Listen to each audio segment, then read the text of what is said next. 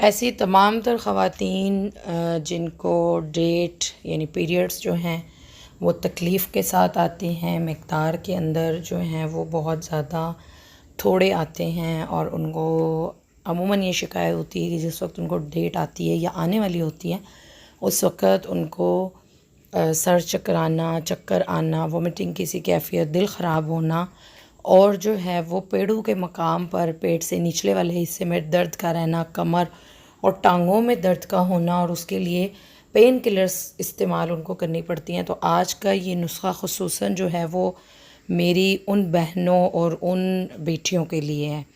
ठीक है जी, ये रहम की जितनी भी जुमला अमराज़ हैं उसके अंदर ये बहुत ज़्यादा फ़ायदेमंद साबित होता है। रहम की बंदिश हैज़ का बेकायदा ना, इसके अलावा गुर्दों और लबलबे की सोजिश, जिगर की सोजिश, थायराइड के सोजिश के लिए भी इसको इस्तेमाल किया जा सकता है। इसके लिए एक बेहद मुफीद नुस्ख़ा है जो कि हमारे बहुत ही आज़मूदा किस्म का नुस्ख़ा है, वो मैं आपकी नज़र जो है वो पेश कर रही हूँ।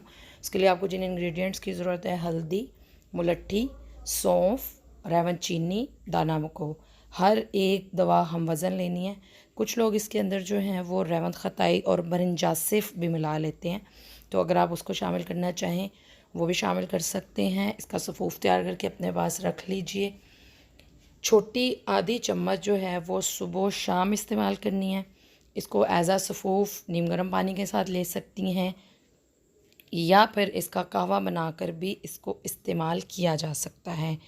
ठीक है जी, तो अगर आप लोग मेरे चैनल पर नए हैं तो मेरे चैनल को आप लोगों ने ज़रूर सब्सक्राइब करना है, बेल आइकॉन को प्रेस करना नहीं भूलना ताकि आप लोगों को मेरी नई से नई आने वाली वीडियोस मिलती रहें और आप लोग इनसे फ़ायदा उठाते रहें। I am naturopath Nida Sabir from Lahore. दुआ में याद रखिएगा। अस्सलाम वालेकुम व रहमतुल्लाहि व बरकातुहू।